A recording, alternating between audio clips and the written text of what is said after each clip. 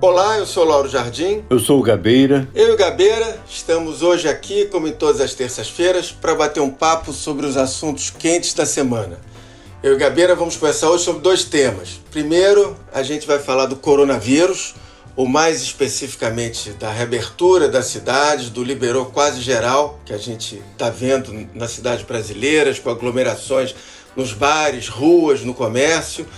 E depois a gente vai conversar sobre essa novela que é a escolha do novo ministro da Educação, que será o quarto do governo Bolsonaro, se a gente contar aí o breve Carlos Alberto Decotelli, que virou ministro, mas caiu antes da posse.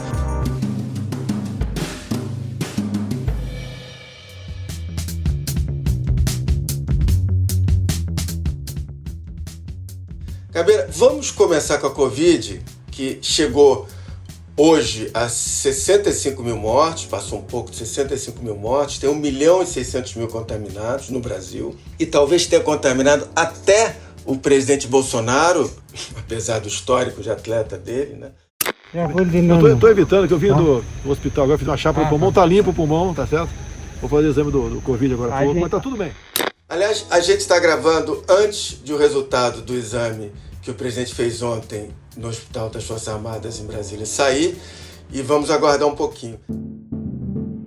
Oi, hoje de manhã, enquanto a gente gravava, tinha essa expectativa do resultado do exame do presidente e agora há pouco, na hora do almoço, ele deu uma entrevista em que confirmou está sim com Covid.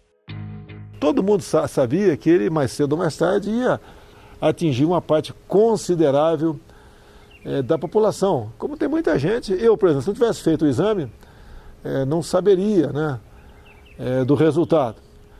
E ele acabou de dar positivo. Gabeira, o presidente contaminado muda um pouco esse quadro de relação do governo com a doença? Olha, nós estamos com 1.600.000 contaminados e já 65 mil mortes, né? Então é um país que é o segundo do mundo nesse momento em termos de contaminação.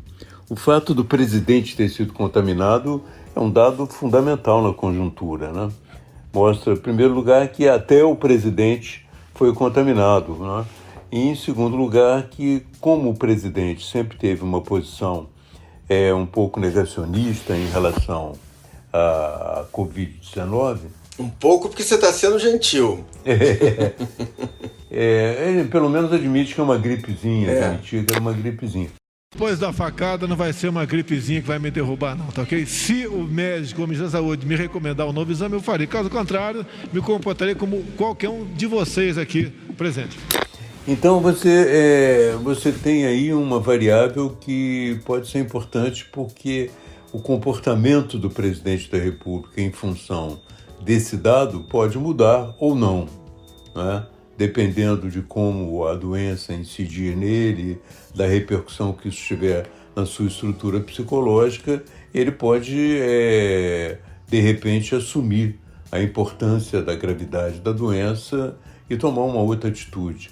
Isso, apesar de ser muito tarde, não é ainda tarde demais, não é? Essa que é a questão. Hoje de manhã, antes de gravar, eu conversava com um ministro do governo, muito próximo a ele, e a gente conversou sobre isso, sobre essa possibilidade do Bolsonaro estar com a Covid, e eu disse a ele, mas ministro, o Bolsonaro nesses últimos meses se expôs demais, toda hora abraçando as pessoas, sem máscara, em manifestações, etc, etc. Aí ele falou, Lauro, sabe que o Bolsonaro tem uma característica que eu não quero nem entrar nesse aspecto de se ele se expôs demais ou não, mas desde a facada aquilo mudou um pouco ele, e talvez ele tenha se achado invencível e, enfim, não morreu da facada, não seria da Covid que ia atrapalhar o dia a dia dele. Talvez isso tenha contado. Enfim, talvez, não dá para saber, e como você diz agora, é esperar não só o resultado do exame, mas esperar, sobretudo, que Bolsonaro vai sair desse tempo de contaminação. Essa é uma variável. A outra variável é que mais tarde nós vamos falar dela também, na questão do Ministério da Educação, se caso ele esteja doente, qual a capacidade de trabalho dele nesse período e quais são as decisões que terão que ser adiadas ou postergadas por causa da doença dele. Quer dizer, dificilmente um vice-presidente da República poderia assumir todas as decisões que ele assumiria no período da doença, né? Exato. É algo também a se pensar. Quer dizer, nós estamos com várias variáveis pendendo por aí, sem saber precisamente o que vai acontecer. A gente tem, junto com isso, outra variável que nessas 2 últimas semanas, sobretudo a partir da semana passada, o comércio, por exemplo, voltou a ficar praticamente 100% aberto em boa parte das capitais, como Rio e São Paulo, por exemplo, apenas com restrições de horários. As aglomerações, todo mundo viu, se normalizaram. Tiveram as famosas imagens dos bares do Leblon na semana passada, mas não só do Leblon. Galera, lá da praça, tudo voltando ao normal, graças a Deus. É isso aí, meu irmão. É isso aí. Vamos viver e ser feliz. Que alegria, meu irmão. Isso é no país inteiro, tem um certo clima de festa, não sei exatamente como. Então, eu não sei exatamente se também uma possibilidade de contaminação do presidente muda um pouco o quadro ou não, ou se as pessoas estão achando que a coisa é menos grave do que parece. Eu observo que esse momento de reabertura é cercado de uma certa euforia, sobretudo reabertura de bares, é cercado de uma certa euforia em quase todos os lugares, entende? Sim. Paris, por exemplo, houve uma certa liberdade nas ruas, as pessoas sentavam nos bares. Em Londres também houve uma certa aglomeração. Depois de 3 meses enclausurados em casa, eles correram para as praias no sul da Inglaterra, multidões aglomeradas na areia. Preocupado com uma segunda onda de infecções, o principal conselheiro de saúde do governo alertou que o vírus ainda está em circulação. Tanto que o chefe de polícia de Londres deu uma frase importante. Olha, não se esqueçam que bêbado não respeita o isolamento social. E ele tem razão, né? Porque bêbado tende a colar um pouco, né? A querer contar segredo, a segurar no braço. É uma coisa que tem que se levar em conta também.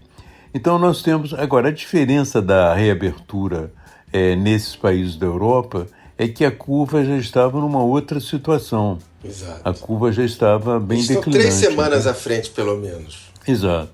Ao passo que aqui no Brasil a curva não estava assim. Nós tivemos exemplos negativos de reabertura nos Estados Unidos, onde alguns estados reabriram e houve um repique muito grande da própria pandemia, entende? É o caso do Texas, por exemplo. Texas is one of 25 states reporting an increase in average daily coronavirus cases in just the last 2 weeks.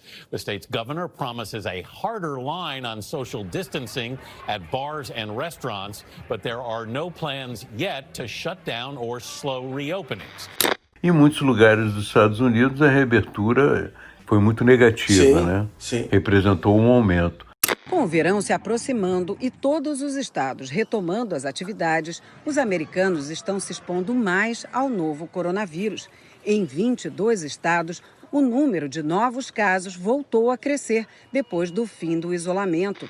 E aqui no Brasil, quer dizer, antes de passar por essa situação delicada, né, de ter que fazer o exame, se sentir mal, o presidente da República vetou o uso de máscara em lugares como lojas, templos religiosos e até presídios. Isso num mesmo momento que cientistas estavam apelando para a OMS, 290 cientistas do mundo inteiro, apelando para a OMS para que ela levasse mais em conta o fator de contaminação pelo ar, entende? Sim. A contaminação que se dá através dessas partículas que são trazidas pelo ar-condicionado e que ficam circulando no ambiente fechado, entende? O alerta não está sendo dado para amedrontar, como lembrou um dos cientistas que redigiram a carta. O documento deixa claro que organizações de saúde nacionais e internacionais, com destaque à Organização Mundial da Saúde, precisam reconhecer o risco de infecção do novo coronavírus pelo ar. Eu acho que talvez esse veto do presidente da República, ele não sei se voltará atrás, mas já é o momento de derrubar esse veto, porque realmente já está no Supremo, né?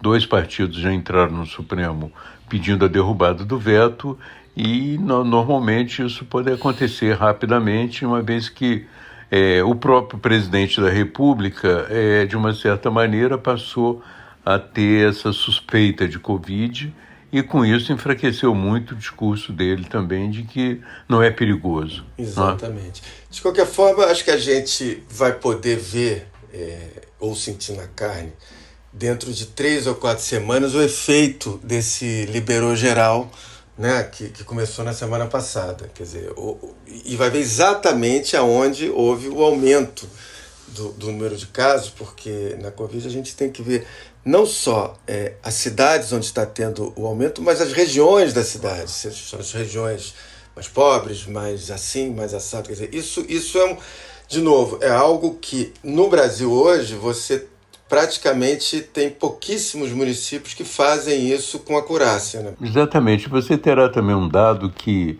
realmente confunde um pouco, é que a pandemia está chegando no interior. E quando ela começa a chegar no interior, aumenta o número de pacientes nas capitais. Parece que isso está acontecendo parcialmente em Belo Horizonte também, entende? Exato.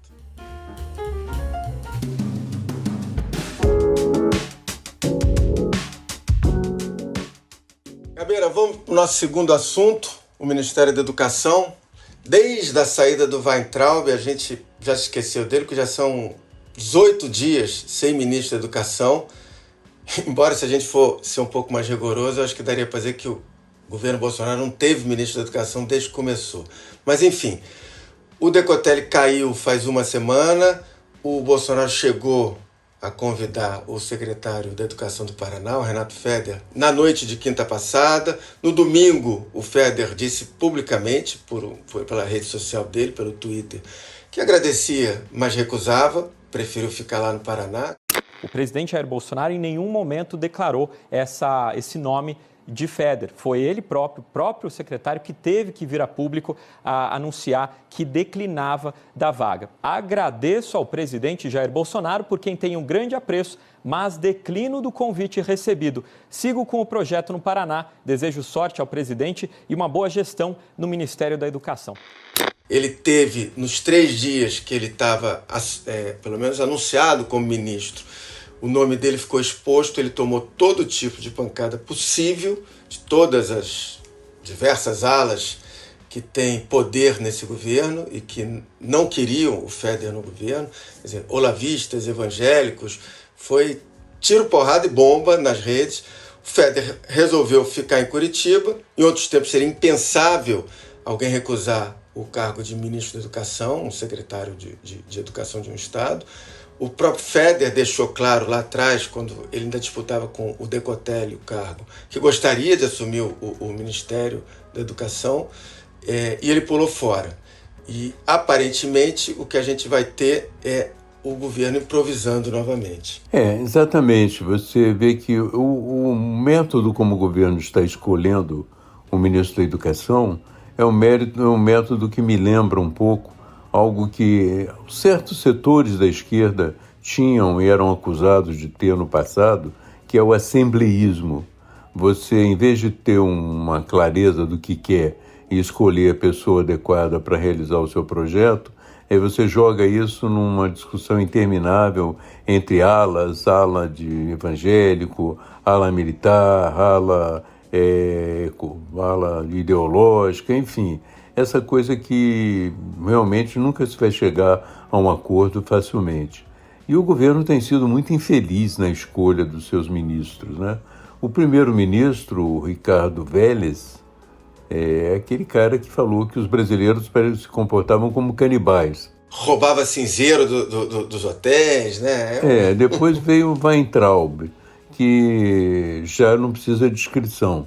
Todo mundo sabe a confusão que ele arrumou no caminho e agora está arrumando confusão lá no Banco Mundial. O povo está querendo ver o que me trouxe até aqui. Eu, por mim, botava esses vagabundos todos na cadeia, começando no STF. E depois o Decotelli com aquele currículo problemático e tal. E agora esse não chegou nem a assumir. Ele percebeu que o inferno que seria assumir o Ministério da Educação no governo Bolsonaro e recuou. Mas o problema é o seguinte, a incapacidade de achar um ministro não significa que os problemas desapareceram. Pelo contrário, os problemas estão cada vez mais sérios na área da educação. Porque, além da inércia do governo, da incapacidade dos ministros anteriores, você teve nesse período a pandemia. E ela atingiu profundamente o ensino público no Brasil. Atingiu, em primeiro lugar, porque o ensino público não tem as condições que tem o ensino particular de mergulhar no virtual. Existe muito mais dificuldade em ter computador. Algumas famílias chegaram até a vender os seus aparelhos celulares nas dificuldades que tem de sobrevivência, entende? E não conseguem, essas pessoas não conseguiram. No próprio Enem, muitos candidatos já recuaram, entende? Porque não tem condições de acompanhar o trabalho com o computador. E você tem ainda os problemas específicos da retomada. Quer dizer, como vai se fazer a retomada? Como vai se botar o Fundeb sem ministro, que deve acontecer na semana que vem? O Fundeb é um fundo que financia 70% da educação pública, né? Básica. Paga desde reforma de escola até salário de professor. Quer dizer, você precisa planejar isso para 2021. E você tem que aprovar isso agora. E, além do mais, você tem também o problema de como reorganizar o espaço nas escolas para atender aos novos protocolos. Na Alemanha, eles fizeram isso com uma antecedência grande. Foram às escolas, mediram o espaço, viram o número de carteiras que poderiam ficar, o número de professores a mais que era preciso contratar, e que dinheiro você precisa mais para esse novo protocolo. E, além disso, você tem um dado fundamental, que 40% das escolas brasileiras não têm saneamento básico. Então, elas não têm nem água potável, nem possibilidade das pessoas lavarem as mãos de uma forma tranquila. Então, como é que você faz isso num pós-pandemia, né? Ou ainda durante a pandemia, ou antes da chegada da vacina? Hoje, fala-se que o presidente da República acabou tendendo, antes de adoecer, ou antes de ter esse problema, não sei se ele adoeceu, mas antes de ter o problema que ele está tendo de febre, tosse, ele pensou no líder dele na Câmara, o Major Vitor Hugo. Mas eu não sei também se o Major Vitor Hugo tem a vivência do cargo, a vivência para o cargo, e se ele será aceito por essas inúmeras alas, né? Gabriela, e nesse ponto você citou alguns dados de urgência e de curto prazo do MEC. Quer dizer, e tem também o Ministério, que tem 95 bilhões de orçamento para esse ano, que está às escuras. Quer dizer, a gente já está quase na metade do governo Bolsonaro e acho que nem o mais ferrenho bolsonarista pode elencar avanços do MEC nesse governo. Quer dizer, não tem nenhum programa que foi lançado na educação básica, ninguém sabe disso. A Secretaria de Educação Básica do MEC, aliás, já teve 4 chefes em 1 ano e meio de governo. Na alfabetização de adultos, você não tem nenhum programa. Universidade, novamente, nada. Quer dizer, você tem um Ministério da Educação que me lembra a Secretaria de Cultura desse governo, que é outra pasta que não fez nada nesse ano e meio de governo. Quer dizer, desafio de longo prazo, você não tem nenhum que você conseguiu colocar alguma coisa para andar. E o Ministério da Educação, sem, evidentemente, subestimar a Secretaria de Cultura, ele tem um papel muito grande na redução das desigualdades, entende? Quer dizer, sem o Ministério da Educação funcionando, além de você manter o país estagnado em termos de educação, você elimina também muitas possibilidades de redução das desigualdades.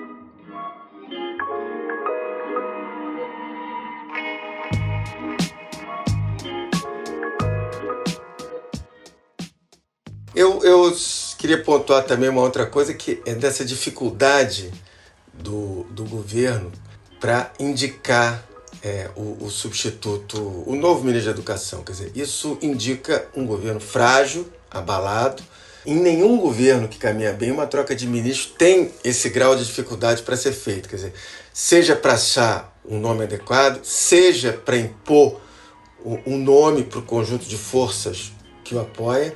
Quer dizer, e o governo Bolsonaro não demonstra ter nenhuma dessas duas características. Nem capacidade de encontrar o nome e nem de impor esse nome para os que estão apoiando. Quer dizer, por quê? Porque aí é uma coisa que a gente já disse nos últimos programas, o governo está nas cordas. O Bolsonaro tem as investigações sobre os filhos dele, seja a de fake news, que pode atingir o Carlos Bolsonaro, seja da rachadinha, que pode atingir o Flávio.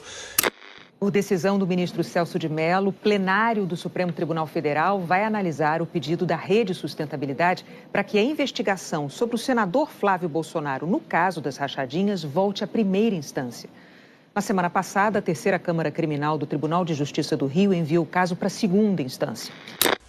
E é um governo que está na defensiva também por razões econômicas. O desemprego está batendo recordes e a gente, infelizmente, nem chegou ainda ao fundo do poço.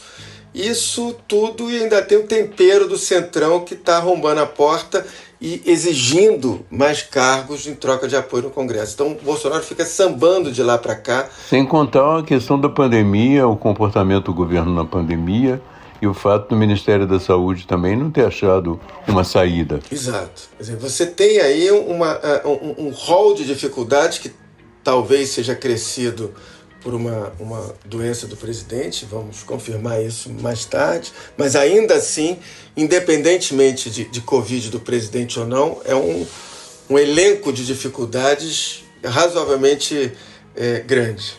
E mostra que esse grupo que chegou ao governo era realmente incompetente para dirigir o país, né?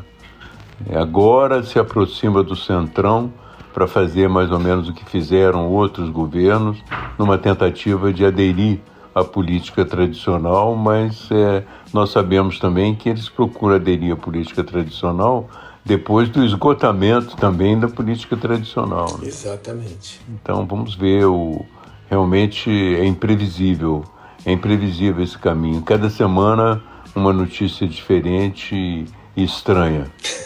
Põe estranha nisso.